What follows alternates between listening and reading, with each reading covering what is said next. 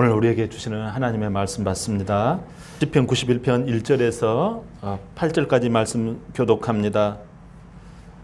지존자의 은밀한 곳에 거주하며 전능자의 그늘 아래 사는 자여, 나는 여호와를 향하여 말하기를 그는 나의 피난처요 나의 요새요 내가 의뢰하는 하나님이라 하리니. 이는 그가 너를 새 사냥꾼의 올무에서와 심한 전염병에서 건지실 것이미로다. 그가 너를 그의 깃으로 덮으시리니 내가 그의 날개 아래에 피하리로다. 그의 진실함은 방패와 손방패가 되시나니. 너는 밤에 찾아오는 공포와 낮에 날아드는 화살과 어두에 퍼지는 전염병과 밝을 때 닥쳐오는 재앙을 두려워하지 아니하리로다. 1000명이 내 왼쪽에서 10,000명이 내 오른쪽에서 엎드러지나 재앙이 내게 가까이 하지 못하리로다. 너는 똑똑히 보리니 악인들의 보응을 내가 보리로다. 아멘. 오늘 우리에게 주시는 메시지 말씀을 우리 같이 한번 고백합니다. 다 같이 시작. 두려움을 극복하는 질서. 두려움을 극복하는 질서. 날씨가 무덥지요. 날씨가 많이 무덥고 또 이제 비가 또 가을 장마가 시작된다고 하지요. 보통 장마 그러면 여름 오기 전에 장마가 있는데 요즘 환경이 좀 변화가 있죠. 그렇게 해서 이제 가을로 장마가 진행된다고 하니까 우리가 또 태풍이나 이런 거 올라오지 않도록 우리가 기도해야 할 것 같습니다. 늘상 이 땅을 살아가면서 우리에게는 불안이 있고 또 근심이 있고 염려가 늘상 있지요. 그러나 하나님 안에서 이러한 것들을 능히 이길 줄 믿습니다. 오늘 이 두려움을 극복하는 질서, 이 두려움에 대한 내용인데요. 불안하고 또 우리들이 때로는 어찌할 바를 모를 때가 있지요. 이 죽음의 수용소라고 하는 그 책을 쓴 빅터 프랭클이라는 사람이 있어요. 2차 세계대전을 독일이 일으켰잖아요. 결국은 이 유대인들 600만 명을 학살했던 이 죽음의 수용소, 그 중에서 가장 악명 높은 수용소가 바로 아우슈비츠 이 수용소입니다. 이곳에서 수많은 사람들이 잡혀서 정말 사람의 입으로 말할 수 없는 차마 이 고통 가운데서 죽어가는 사람들이 부지기수였잖아요. 이 프랭클이라는 사람은 의사였어요. 자기가 학교에서 배울 때 잠을 못 자고 그러면 사람은 죽는다. 그리고 사람은 또 어떤 그 영양이 부족하면 죽는다. 이런 것을 자기는 실제적으로 그것을 의학도로서 배웠는데 그렇지 않더라는 부분들을 거기에 기록해 놓았습니다. 사람이 잠을 못 자도록 살더라. 심지어 영양이 없고 정말 저런 것을 어떻게 먹나. 열악한 그 상황 가운데 사람이 살더라는 거예요. 그래서 자기가 깜짝 놀랐다는 거예요. 빅터 프랭클도 자기도 유대인이기 때문에 결국은 거기서 의사였지만 부모가 죽고 형제가 죽고 아내가 죽고 자식이 죽고 이 고난 가운데 그는 어찌할 바를 모릅니다. 한 명씩 불려나가서 죽고 할 때 사람들이 그 열악한 환경 가운데 이래저래 결국은 가스실로 가고 이리저리 이 독일의 압제 가운데 하나씩 둘씩 죽어가더라는 거예요. 그 공포가 이루 말할 수 없더라는 거예요. 나는 괜찮을 거야 하는데도 죽어가더라는 거예요. 근데 운 좋게 이 프랭클은 살아납니다. 그래서 살아나는 사람들에게 희한한 공통적인 특징이 있다는 것을 발견합니다.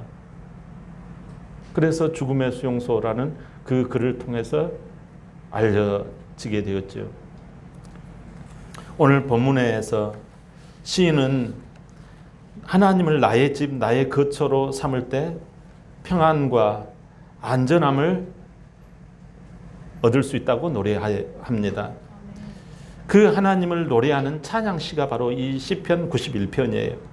부모님의 품에 거하는 그 아이처럼 하나님을 노래하고 의지하는 자는 어떤 어려움과 고난 가운데서도 자기가 심령 가운데서 이 평안하고 또 하나님의 이 보호의 손길을 깨닫게 되더라는 거예요.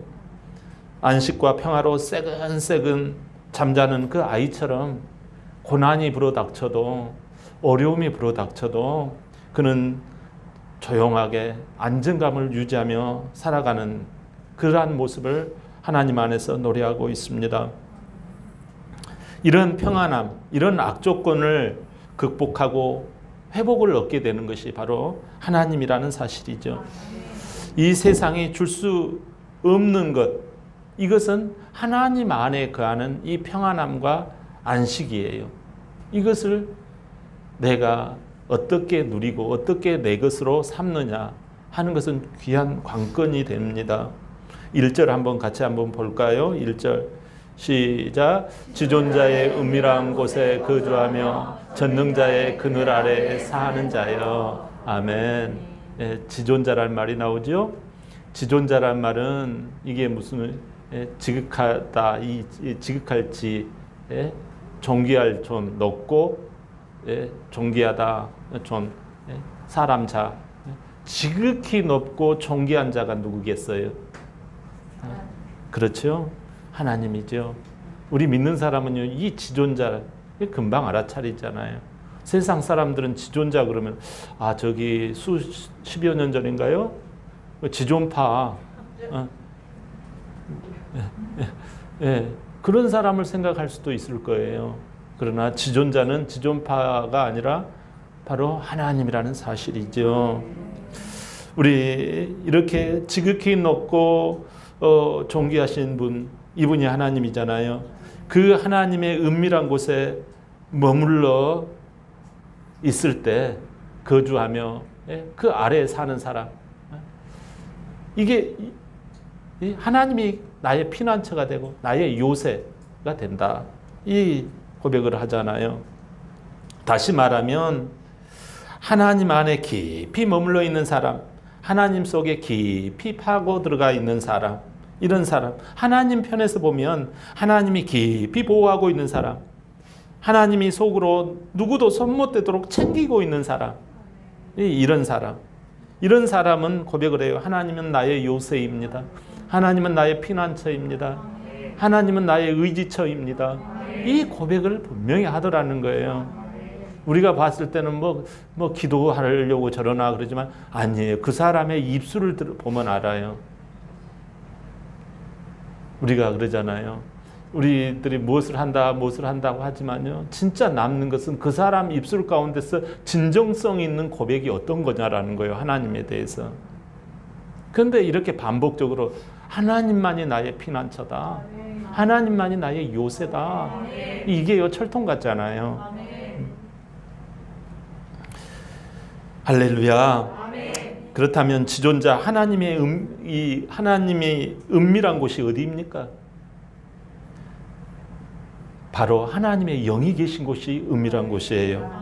성령이 계시는, 주의 영이 계신 곳, 그곳에서는 위로와 평안이 있고 자유가 있더라는 사실입니다. 고린도후서 3장 17절 볼까요? 시작. 주의 영이시니 주의 영이 계신 곳에는 자유가 있느니라. 아멘. 주는 영이다. 하나님은 영이시잖아요. 주의 영이 계신 곳에는 자유와 평안이 있는 거예요. 안락함이 있는 거예요. 든든함이 있는 거지요. 지존자 하나님은 영이라는 말씀이죠. 주의 영 곧 성령이 계신 곳에 자유가 있다. 성령 하나님께 여러분 숨기를 바랍니다. 죄와 허물로 깊어진 불안, 우리 안에 상처기를 내는, 이 죄가 있으면 상처기를 내거든요. 그래서 불안이 깊어지고 염려가 깊어지고 걱정이 깊어지고 그렇게 되어집니다. 그래서 무엇을 하려고 하면 그게 다시 도지는 거예요. 그래서 앞으로 나가지를 못하게 만들어요. 왜 우리들이 앞에 나갔다가 뒤로 물러갑니까? 도지기 때문에 그래요. 우리가 한 번 어른 되면 계속 어른이잖아요. 근데 마음은 한 번 어른이 됐다가도 이게 뭐가가 있으면 또 이게 믿음이 약해지면요 또 어린아이로 뒤로 점점 물러갑니다. 안타깝지요. 이 깊어진 염려, 안 되는 이 진짜 이 내 안에서 도지는 이런 걱정, 염려 하지 말아야지. 어느 순간에는 신앙이 뜨거울 때는 괜찮아진 것 같은데 또 세상과 조금 섞여 버리면 또 도지는 거예요. 여러분, 그러나 이 깊어진 상처, 걱정, 염려, 불안, 초조의 조바심, 이 조급함 이런 것들은요 깊어져 있는 것 같지만 하나님의 손이 더 깊은 줄 믿습니다. 하나님의 사랑이 더 깊은 줄 믿습니다. 그래서 여러분, 하나님께 나아가는 자는요 그 깊어진 어떠한 것이라도요 하나님이 구원하지 못할 게 없습니다. 하나님이 다 구원해서 우리 안에서 내가 너를 사랑한다, 내가 너와 함께한다, 너는 나의 자녀다, 분명히 우리를 인쳐주시고 우리를 안아주시는 줄 믿습니다.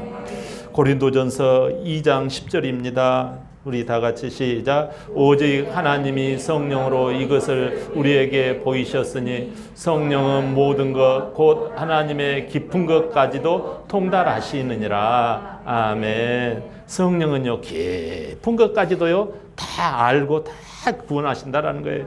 할렐루야. 요한복음 15장 5절입니다. 시작. 나는 포도나무요 너희는 가지라. 그가 내 안에 내가 그 안에 거하면 사람이 열매를 많이 맺나니 나를 떠나서는 너희가 아무것도 할 수 없음이라. 아멘. 여러분, 지존자 하나님 안에 거하시면 성령이 충만되어져서 영혼이 잘된 같이 범사가 잘 된다라는 거예요. 깊게 가지가 깊게 깊은 이 수액을 크게 받아들일 때 이게요 올라가는 것입니다. 올라가서 꽃을 맺히고 열매를 맺히고 풍성하여 만나는 이 가을의 뜨거운 떼약볕을 받음에도 불구하고 오히려 그것이 만나게 만들고 더 당도를 더 높게 만드는 거예요. 이게 바로 깊게 하나님과 연결되어져 있을 때, 깊은 하나님의 세임과 연결되어져 있을 때 하나님이 그 인생이 아주 맛깔나고 풍미스럽게 만드신다라는 말씀이죠. 하나님은 우리를 창조하실 때 은밀히 여러분 우리가 상처기가 나고 때로는요 걱정과 근심이 생기지만 이런 것들을 치유할 수 있고 이런 것들을 회복할 수 있는 놀라운 하나님의 사랑을 우리 가운데 장치로 만들어 놓으셨어요. 여러분 이렇게 내 몸을 만져보시면 아시겠지만 내 몸은 어떻게 만들어졌어요? 보통 우리가 2단계로도 만들어져 영혼과 육신으로도 만들어져 있지만 또 우리가 다르게 보면 세 가지로 분류할 수 있어요. 영과 혼과 육으로도 분류할 수 있어요. 우리 여러분들의 이 겉에 보이는 이 육신, 이 육체, 이 흙으로 하나님이 창세기 2장에 말씀하시잖아요. 흙으로 사람을 빚으셨다고. 겉으로는요 흙으로 사람을 딱 쌓아놓으셨어요. 그리고 그 흙 속에다가 무엇을 집어넣었습니까? 하나님께서 이 생각과 감정이라고 하는 혼을 그 안에다가 집어넣으셨어요. 그래서 여러분들 동물들도 마찬가지지만 생각이 있고 다 감정이 있어요. 그런데 그 속에다가 또 한 커플 더 이 생각과 이 지정이 속에다가 뭘 또 집어넣는 거 아니에요? 하나님이 그 코에 생기를 불어넣으시니 사람이 생명이 된지라 이렇게 말씀하시면서 그 속에다가 가장 은밀한 곳 그곳에다가 하나님의 영, 하나님의 말씀, 하나님의 생기를 그곳에 불어넣으신 줄 믿습니다. 그렇기 때문에 우리는 이 혼 속에 가장 깊은 곳에 하나님의 생기인 숨결, 이 하나님의 숨결인 하나님의 하고 이 호흡인 그 생명이 그 안에 거하심으로 말미암아 비로소 사람이 되어지고 생명이 얻는 그러한 사람이 되어진단 말이에요. 그러니까 생명이 있는 사람, 이 뜻은 무슨 뜻인가 하니 성령이 그 안에 충만한 하나님의 생명이 그 안에 충만한 사람을 바로 저 사람은 살아있는 사람이라고 말씀한 거예요. 여러분 엄밀하게 예수님을 믿지 않는 사람은 죽은 사람입니다. 아니요, 저 사람 살아있는데 아니에요. 그것은 하나님의 생명이 없어요. 그러니까 여러분들이 우리가 생명을 얻되 더 풍성히 얻는다고 하잖아요. 우리에게 하나님의 생명이 거하심으로 말미암아 이 영과 혼과 육으로 다 이 다스림을 받는 거예요. 때로는 우리가 육신적으로 수고하고 또 이렇게 노력하는 중에 상처를 받고 깎이기도 하고 또 부러지기도 합니다. 그러나 여러분, 그러면 혼이라고 하는 형님이 딱 나타나가지고 병원에 가면 되겠다, 너 약을 이런 걸 쓰면 되겠다 하고 이 동생뻘과 같은 육신을 딱딱 치료해 줍니다. 그런데요, 또 어느 날은 또 그렇습니다. 이 혼이 상처를 받아요. 아유, 너는 실패했구나. 아유, 너는 미련하지. 아유, 너는 바보 같구나. 아유, 너는 네 생각대로만 하면 돼. 이렇게 하고 자꾸 우리를 어떻게 해요? 예? 우리를 난처하게 만들고 도저히 안 될 것 같이 만들어요. 그럴 때 우리가 이 깊은 곳에 들어갑니다. 그 깊은 곳, 가장 안방이 어디예요? 나의 가장 안방이 어디예요? 우리가 힘들고 어려울 때, 뭐 돈이 부족하고 가끔 그럴 때, 아버지 어머니가 이제 어떻게 합니까? 할아버지를 찾아가지고, 할머니를 찾아가지고, 제가 이만저만 이런 일을 하려고 하는데 아버지 좀 어떻게 좀 해주시면 안 될까요? 이런 문제가 있네요. 애들을 학교를 보내려고 하는 이런 어려움이 있네요. 그러면 할아버지가 내가 조금 한번 조금 힘써보마 해가지고 그 아들들을 다 아들을 이렇게 해가지고 집안을요 딱 든든히 지키잖아요. 여러분, 우리가 우리의 영혼이 두려움과 불안과 좌절 가운데 낭만 가운데 빠질 때 왜 나는 이런가 하고 열등감과 또 초조감과 어떨 때는 허탈감에 빠질 때 우리는 어떻게 합니까? 생각으로 아니 나 이러면 안 되지. 하지만 여러분, 그것도 한두 번이지. 때로는 좌절과 비교의식과 다른 사람의 말에 여지없이 상처기가 나고 낙심이 되고 절망이 되고 그럴 때가 있잖아요. 그러다가 많은 사람이 또 시험에 들곤 합니다. 그러나 그럴 때 어디로 가야 합니까? 안방으로 들어가야 합니다. 내 삶의 가장 안방이 어디입니까? 영혼, 이 성령님이 계시는 내 중심 안에 영이 있는 곳으로 들어가야 할 줄 믿습니다. 할렐루야. 하나님께서 태초에 천지를 창조하시니라. 하나님이 천지를 창조하시니라. 어떻게 합니까? 땅이 땅이 혼돈하고 공허하며 흑암이 깊음 위에 있고 하나님의 신, 성령님이죠. 하나님의 신은 그 깊은 바다 위에 운행하시더라 말씀하시잖아요. 그게 뭐예요? 하나님의 신 성령님은요, 이 모든 것을 다 지배하고 다스리더라는 거예요. 그러고 난 다음에 4절에 뭐라고 합니까? 창세기 1장 4절에 빛이 있으라 하며 빛이 있었고 딱 질서가 생기잖아요. 그러니까 혼돈이 있고 공허함이 있고 뭐 흑암이 깊고 뭐 난리가 일어나죠. 걱정이 있고 위험려가 있고 뒤죽박죽이 있고 무질서가 있고. 근데 하나님의 성령이 쫙 위에 있더니 그 다음 빛이 있으라 하며 빛이 딱 질서가 딱 생기기 시작하잖아요. 여러분, 하나님의 생명 성령으로 말미암아 질서를 만듭니다. 이 질서는 영이 혼을 다스리고 혼이 육을 다스리는 것입니다. 하나님의 말씀이 내 감정을 통제하고 지배합니다. 그래서 몸이 함부로 죄를 짓지 않도록 말고삐를 딱 당기듯이 잡아당기는 것입니다. 너 생각 이러면 안 돼. 너 감정 그런 식으로 하면 안 돼. 재갈을 물립니다. 너 말하고 싶은 대로 말하지 말라. 너 감정대로 그러지 말라. 심지어 몸까지도 너 그렇게 그쪽으로 가면 안 돼. 너 그런 식 네 하고 싶은 대로 마음대로 하면 안 돼. 잡아 고삐를 잡아챕니다. 그래서 마치 큰형과 같은 성령님이 둘째 동생인 이 생각과 감정을 통제를 합니다. 그러면 둘째 동생이 또 이 막내와 같은 이 몸을 억어합니다. 이럴 때 우리가 힘들어도 불안해도 두려워도 여러분 결국은 이기게 되는 줄 믿습니다. 마귀는 늘 괴롭혀요. 두려움의 수용소에 가두려고 합니다. 본문 5절 6절 한번 볼까요? 시작. 너는 밤에 찾아오는 공포와 낮에 날아드는 화살과 어두울 때 퍼지는 전염병과 밝을 때 닥쳐오는 재앙을 두려워하지 아니하리로다. 아멘. 밤낮으로 네 가지가 있지요. 네 가지가 찾아와요. 불청객 네 가지. 공포가 찾아오지요. 공격하는 화살이 날아들지요. 전염병의 기운이 있지요. 죽음 같은 재앙이 있습니다. 이것은 우리의 소중한 몸을 해치는 것입니다.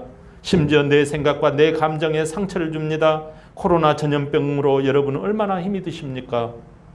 그 결과 우리는 놀라운 상처를 직면합니다. 몸 걱정하다가 정신이 다들 스트레스에 지금 빠져 있잖아요.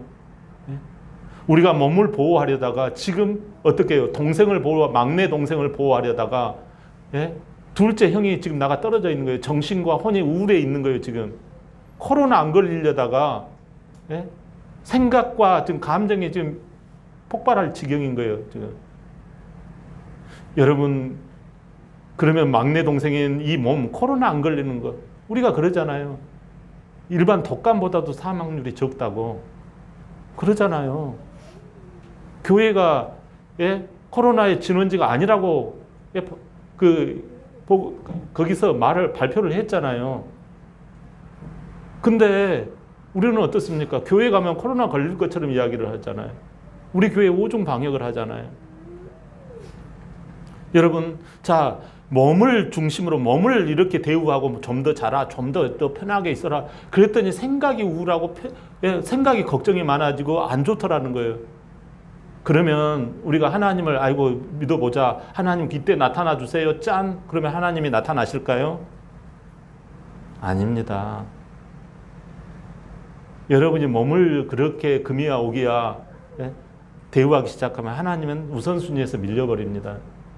순서가 어떻게 해요? 막내가 1등, 그 다음에 둘째 혼이 2등, 성령님이 3등이에요. 하나님이 역사하지 않습니다. 마귀가 이렇게 장난을 치는 거죠. 여러분, 성령님은 우리의 우선순위에 밀려나 있지 않습니까? 코로나 때문에.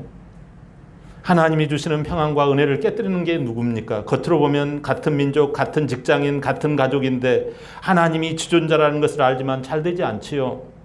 같이 비난하고 싸우다가 진흙탕이 되어버립니다. 그래서 우리는 어떻게 원치 아니하지만 불안의 수용소에 갇히게 되는 것입니다. 두려움의 수용소에 갇히게 되는 것입니다. 여러분, 그래서 시간을 허비하고, 그래서 물질을 허비하고, 나의 몸을 허비하고 서로 이전 투구하다가 시간 다 가는 거예요. 어찌 이럴까요? 창세기에 나오는 야곱이 바로 왕 앞에서 이런 말을 해요. 내 나그네 세월이 130인데 험악한 세월을 보낸 나이다. 여러분, 이 세상 임금 마귀는 우는 사자처럼 소리를 내서 겁을 줍니다. 그래서 무질서하게 만듭니다. 사냥꾼이 올무를 쳐서 무질서하게 만든다고 오늘 말씀합니다. 또 전염병에 걸려서 1000명이 쓰러지더라는 거예요.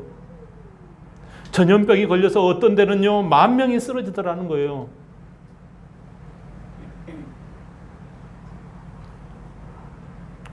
그래서 온통 무질서에 빠지더라는 거예요. 1000명이 내 왼쪽에서 10,000명이 내 오른쪽에서 엎드러지나니 이 재앙이 내게 가까이 오지 못하리로다. 여러분, 우리가 그런데 지금 현실은 어떨까요? 1000명, 코로나 1000명, 10,000명, 일본 10,000명 난리잖아요. 여러분, 무질서가 무엇입니까? 영과 혼과 육의 순서가 뒤바뀌어 버리는 것입니다. 육체의 소욕이 성령의 소욕보다 앞섭니다. 내 생각, 내 감정이 성령의 말씀과 성령의 뜻보다 앞장서 버립니다. 창세기 3장에 보면 마귀 뱀이 나타나서 뭐라고 합니까? 선악과를 먹으면 반드시 죽는다는 하나님의 영의 말씀을 거짓이라고 속입니다. 그러면 아담과 하와의 자신들의 생각한 먹음직하고 보암직하고 탐스러운 이 육체의 소욕을 어떻게 해요? 하나님의 말씀을 무시하고 하나님의 말씀을 보잘것없이 하와가 처리하고 난 다음에 그들은 눈이 밝아져서 먹음직하고 보암직하고 자기 감정과 자기의 소욕의 뜻대로 결국은 끌려가고 맙니다. 아담과 하와는 그 결과 불안의 수용소에 갇히고 맙니다. 공포의 수용소에 갇히고 맙니다. 두려움의 수용소에 갇히고 맙니다. 기쁨의 동산에서 쫓겨나고 말았지요. 오늘날 그의 후손인 인류가 다 여기에 잡혀 있는 것입니다. 여러분, 귀 속에 달팽이관이 있어요. 근데 그 달팽이관 속에 또 뭐가 있는 거 아니에요? 작은 돌이 하나 있어요. 여러분, 이 작은 돌이 제 위치에 있으면 몸의 질서가 유지가 딱 됩니다. 몸에, 여러분들 지금 몸에 질서가 있고 중심을 잡고 오늘 예배를 드리고 있는 여러분들은요, 그 돌이 달팽이관 귀 속에 있는 달팽이관 속에 이 작은 돌이 제 위치를 딱 담당하고 있기 때문에 여러분들이 예배를 이렇게 드리고 있는 것이에요. 그런데 이 돌이 제 위치에서 벗어나면 무질서해지고 몸이 불안해지고 어지러워진다고 합니다. 예수 그리스도는 마치 달팽이관의 작은 돌과 같다고 할 수 있을 거예요. 마귀의 속임수에 빠져서 영혼과 육신이 무질서하게 되어버리는 거지요. 불안의 어지럼증, 두려움과 우울감의 어지럼증, 죽게 되었습니다. 이런 걸로 내 뜻과 내 식대로 내 육신대로 하는데, 교회는 다니는데, 때로는요 찬송을 하는데도 여전히 바뀌지 않습니다. 그래서 두려움의 수용소에 갇혀 있는 거예요. 로마서 6장 23절 볼까요? 시작. 죄의 싹은 사망이요 하나님의 은사는 그리스도 예수 우리 주 안에 있는 영생이니라. 죄의 싹은 사망이라고 말씀해요. 예? 죄가 있으면 어떻게 되어져요? 사망, 죽는다라는 거죠. 때문에 예수 그리스도께서 죄가 없으심에도 불구하고 우리가 죽으면 안 되잖아요. 죄인의 모양으로 십자가에서 죽으셨어요. 예? 왜 십자가에서 피 흘려 죽으십니까? 히브리서 9장 22절 말씀에 피 흘림이 없은즉 죄 사함이 없느니라. 예수님이 피를 흘려 죽으심으로 말미암아 우리가 죄가 깨끗하게 용서함을 받는 것이에요. 그래서 이 아담과 하와의 죄, 나의 모든 죄가 해결된 것이에요. 심지어 성령을 보내주셔서 우리 안에 달팽이관에 그 돌처럼 제자리를 딱 잡게 만들어 주셔요. 요한복음 20장 22절에 보면 주님이 숨을 내쉬며 이르시되 성령을 받으라 하신 거예요. 이것을 우리의 마음에 굳게 믿으면 자동적으로 예배를 드리고 싶어집니다. 믿으니까 기쁨이 넘치고 희망이 싹트게 되는 것입니다. 사탄 마귀는 어찌했든지 미혹을 해서 신앙의 달팽이관 속에 돌이 이리저리 굴러다니게 만들어요. 교회를 다녀도 사람을 의식해서 이렇게 내가 나가주지 뭐, 내가 뭐 이렇게 해주지, 이렇게 되어진다라는 것입니다. 여러분, 사탄 마귀는 어찌했든지 미혹을 해서 이 달팽이관 속에 돌을 이리 굴리고 저리 굴리고 제 위치에 딱 들어앉지 못하게 만들어요. 어지럽죠, 신앙이. 도대체 이랬다 저랬다 하지요. 자리를 잡지 못해서 불안합니다. 어지럽습니다. 결국은 어떻게 됩니까? 두려움의 수용소에 가두는 것이 사단 마귀의 무질서입니다.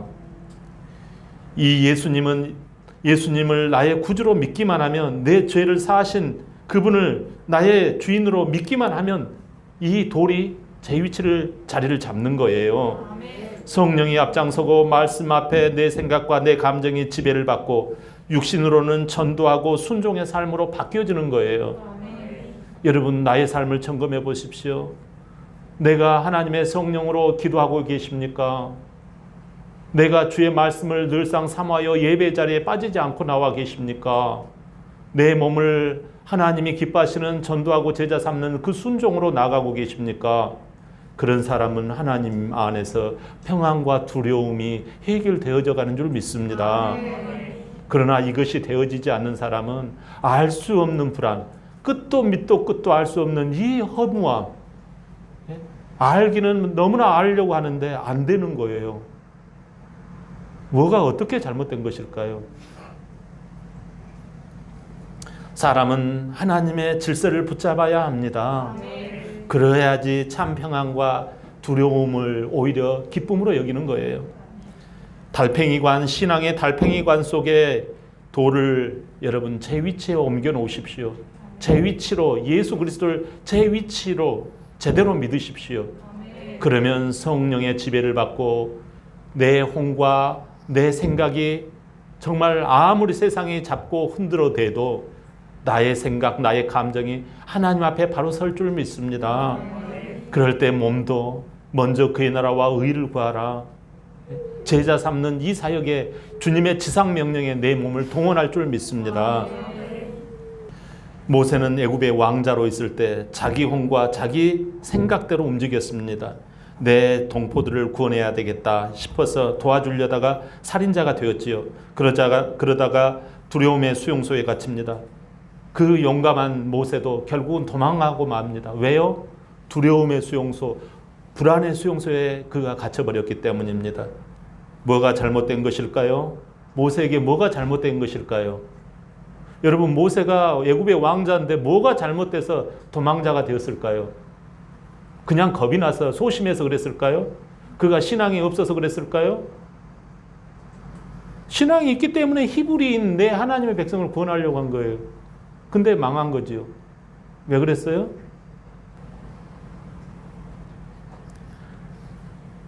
하나님의 말씀과 기도, 성령의 인도가 없이 시작됐다는 말씀이에요.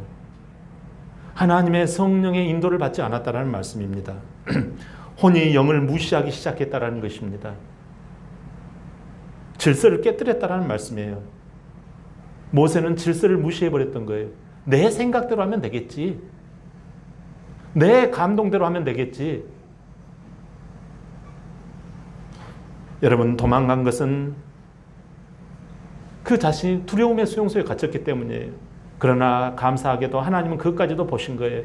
그가 도망간 그것이 바로 하나님의 품이었습니다. 하나님의 영, 하나님은 가시떨기에 불로 임하셔서 그에게 말씀하죠. 가라, 애굽에 가서 내 백성을 구원하라. 그런데 잠시 모세는 생각합니다. 이거 내 생각에는 아닌 것 같아요. 아니 옳시다. 다른 사람을 보내세요 하고 몇 번 거절을 합니다. 그러나 그는 순종하죠. 생각이 순종을 합니다. 그리고 몸도 전도하러 갑니다. 내 백성을 전도하러 구원하러 갑니다. 하나님의 영 말씀에 내 생각과 내 감정을 순종시키고 몸도 80세임에도 불구하고 내 백성을 전도하러 떠납니다. 결론은 하나님의 기적이 함께함으로 두려움의 수용소에서 자기도 빠져나오고 그 백성들도 빠져나오게 된 줄 믿습니다. 마침내 그는 출애굽에서 모든 수백만의 백성들이 소고를 치고 꽹과를 치고 하나님을 기뻐했던 것입니다.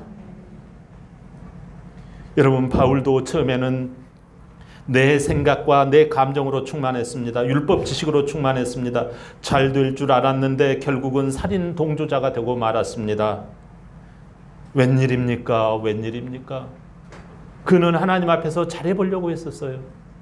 그는 율법의 박사였어요. 성경도 이리 알고 저리 알고 잘 알아요. 그러나 재미없는 인생이 되고 말았고 결국은 두려움에 갇히고 맙니다. 그가 다메섹 도상에서 다메섹 길에서 하나님을 체험합니다. 그는 하나님의 영, 성령의 말씀을 깨닫고 자기 혼적 똑똑함, 지식과 명예, 재산을 다 뭘로 여겼다고 말씀했지요? 배설물로 여겼다고 말씀합니다. 그리고 성령 충만을 제일로 구합니다. 그 다음에 하나님이 주신 말씀과 생각, 말씀의 생각과 감정을 순종시킵니다.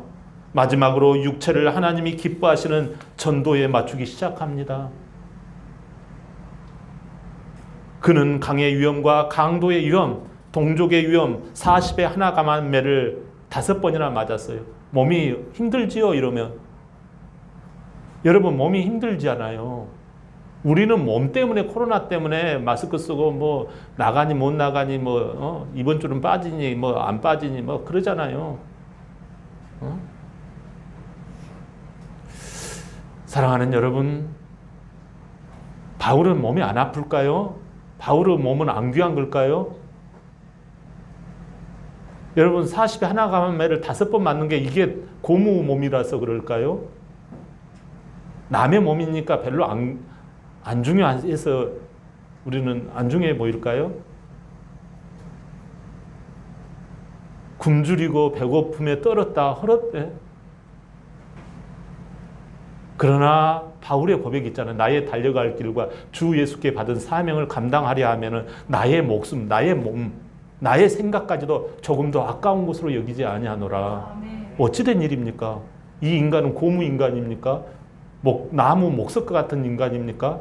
감정도 생각도 없는 그런 인간입니까? 우리하고는 성정이 틀린 사람입니까? 아프가니스탄에서 여러분 총살당한 거 보셨죠? 총으로 뒤에서 쏜 거 폭폭 쏘는데 저는 중간에 보다가 서글퍼서 꺼버렸어요. 여러분, 총 맞으면 여러분, 누가 부른 노래 중에 총 맞은 것처럼 그런 노래도 있지만 맞아보지도 않았으면서 총 맞았. 여러분, 총 맞은 것이 남이니까 그런 거예요? 저 사람들은 두려움이 없어서 그럴까요? 우리보다 더 두려워해요. 근데 왜 우리는 두려움과 불안에 떨고 있어요? 왜 기도를 하면서도 불안해하고 신앙생활 하면서도 불안해하고 떨고 계십니까? 뭐가 잘못됐지요? 그 사람들은 두려움이 없는 사람이에요? 바울은 두려움이 없는 사람이에요? 강도의 위험, 돌에 한 번 맞고 배가 깨지기를 3번에 깨지고 이렇게 하는 것이 이 사람들은 우리하고 인간이 틀린 인간인가요? 지금 여러분 교회 나와서 예배 드리는 사람하고 집에서 예배 드리는 사람하고 우리는 여러분 건강 체질이라서 그런가요? 사랑하는 여러분, 이것은 자기가 잘나서가 아니에요. 지존자 하나님의 깊은 곳에 거했기 때문에 그래요. 지존자 하나님의 깊은 곳에 하나님의 영이 계신 곳에는 자유함이 있다고 하잖아요. 두려움이 해결되는 줄 믿습니다. 여러분, 두려움의 수용소, 불안의 수용소에 모든 사슬이 끊기는 줄 믿습니다. 여러분, 그것은 영과 혼과 육의 하나님의 질서를 붙잡았다라는 말씀이에요. 우리는 왜 두려움을 당하는데 그 두려움에 걸려버립니까? 여러분의 질서가 잘못됐다는 뜻입니다. 저와 여러분의 질서가 성령을 의지하고 성령 충만함을 받기보다는 내 혼과 내 감정에 치우쳐 있다라는 거예요. 하나님의 성령이 무엇인지도 모르는 거예요. 그래서 성령 받고 위의 것을 사모하라는 것을 여러분들은 한 귀로 듣고 한 귀로 흘리는, 그걸 나의 생각으로 다 폄하하고 계산해버리는 것이죠. 여러분, 전도에 미련한다라는 말이 그게 무슨 말인지를 이해를 못하는 거예요. 전도를 똑똑하게 하려고 해요. 그러니까 꼼짝하지 않는 거예요. 움직이지 않는 거예요. 전도는 여러분 미련하게 하는 거예요. 사랑하는 여러분, 그래서 우리는 기도하는 거예요. 기도하는 거예요. 기도하면 성령님이 오십니다. 예수님이 떠나가시고 난 다음에 가장 먼저 질서를 잡는 첫 번째가 뭐였어요? 성령을 받으라 아닙니까? 왜 성령을, 너희들 성경을 연구하고 큐티 열심히 해라가 아니에요. 먼저 교회 나와서 기도하라는 거예요. 예루살렘은 교회를 말해요. 예루살렘 그곳은 내가 가기에는 힘든 곳이에요. 코로나가 있고 뭐가 있고 뭐가 있고. 그러나 예루살렘을 떠나지 말라라는 거예요. 사마리아에 가가지고 교회를 세워서 거기에서 기도해라가 아니에요. 사랑하는 여러분, 귀가 있으십니까? 교회에 나와서 덥고 힘들지만 기도하시는 거예요. 그럴 때 여러분, 우리가 영생을 사는 거예요. 죽어도 사는 거예요. 그들은요, 제자들 12명은요, 기쁨으로 죽음의 길을 걸어갔어요. 그게 두렵다면 어떻게 걸어갑니까? 그러나 여러분, 내 안의 질서, 성령님, 이 좋으신 하나님, 이 하나님 바라보면서 내가 이 걷는 것, 내가 이 땅을 살아가는 의미, 나의 행복과 나의 참, 이 의미, 나의 나됨의 의미, 그걸 깨달으면요, 사람은 얼마나 뿌듯해지고요, 용기 100배 하는 줄 모릅니다. 다윗이 골리앗을 쳐 부쉈을 때 그가 왜 사울보다 더 싸움을 잘해서가 아니에요. 사울 왕은요, 그런 싸움꾼입니다. 굉장한 장수예요. 그러나 골리앗을 못 이겼어요. 근데 사울, 이 주먹만한 이 사울은 이겼어요. 왜 이겼을까요? 이제 답이 오시죠. 여러분, 우리 교회에서도 조그만 애들이 우리 교회에서 리더들입니다. 왜 그럴까요? 저네들이 뭐가 있어요? 아무것도 없어요. 근데 왜 리더입니까? 여러분들이 훨씬 나아요. 근데 왜 리더가 못 됩니까? 질서가 잘못됐다라는 거예요. 내 생각, 내 감정, 혼이 1등, 육신이 2등, 아니면 육신이 1등, 혼이 2등, 성령님이 3등. 이 무질서예요. 혼탁한 거예요. 사랑하는 여러분, 하나님의 질서를 붙잡으면 골리앗을 잡는 줄 믿습니다. 내 삶의 모든 것이 오히려 참된 평화로 나아갑니다. 기쁨의 의미로 다가오더라는 것이에요. 그래서 결국 후회 없는 삶을 살다 가는 것입니다. 여러분, 삶을 마지막 어떻게 종결하고 싶습니까? 어떤 나의 삶이, 여러분은 어떤 것이 후회하지 않는 삶이 될 것 같아요? 돈 많이 버는 거요? 자식들 출세하는 거요? 진정한 의미는요, 하나님의 의미를 찾는 거예요. 먼저 그의 나라와 의를 구하는 거예요, 여러분. 시편 43편 5절입니다. 시작. 내 영혼아, 내가 어찌하여 낙심하며 어찌하여 내 속에서 불안해하는가? 너는 하나님께 소망을 두라. 그가 나타나 도우심으로 말미암아 내 하나님을 여전히 찬송하리로다. 아멘. 여러분, 왜 불안해하나? 하나님께 소망을 안 두기 때문에, 성령님께 소망을 안 두더라는 거예요. 말로만. 뭔가 궁예니까, 아버지 그냥 부르듯이 그냥 궁예니까. 하나님도 여러분 궁할 때 도와주십니다. 그러나 여러분 자꾸 그렇게 우선순위가 달라져 있으면요, 안 되는 거예요. 양치기 소년이 되면 안 됩니다. 우리는 신앙생활 하면서도 불안이 오고 두려움이 오지요. 이것은 우리 모두에게 다 있는 것입니다. 어른도 있고 아이도 있고 남자도 있고 여자도 있고 부자도 있고 가난한 자도 있고. 그러나 위로를 어디서 찾는가입니다. 하나님께 희망을 두라는 것입니다. 하나님은 영이십니다. 성령으로 충만하고 말씀으로 충만하면 하나님이 친히 도와주신다고 말씀하십니다. 빅터 프랭클은 말합니다. 아우슈비츠 두려움의 감옥소에서, 두려움의 수용소에서 살아남은 사람의 공통점이 있더라. 고난 중에서 왜 살아야 하는지 삶의 의미를 분명히 아는 사람만이 살아남았습니다.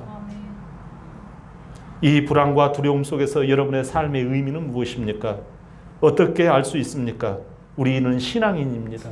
여러분, 영과 혼과 육의 질서를 회복하면 내가 어떻게 만들어진 존재이고, 나를 누가 만들었고, 내가 누굴 위해 살아야 하고 왜 살아야 하는지, 살다가 어디로 가는 인생인지, 여러분, 이것은 영과 혼과 육의 질서를 깨달으면 다 알게 되는 것입니다. 그렇기 때문에 여러분이 당하는 불안과 어려움은 오히려 감사거리가 되는 줄 믿습니다. 40에 하나 감한 매가 여러분들에게 있을 수도 있을 것입니다. 그래서 바울은 이야기합니다. 복음에 합당한 고난을 받으라. 사랑하는 여러분, 우리가 그 고난 가운데도 하나님의 삶에 놀라운 의미가 있는 줄 믿습니다. 한 주간 주의 이름으로 하나님의 질서를 붙잡으시기를 축원합니다.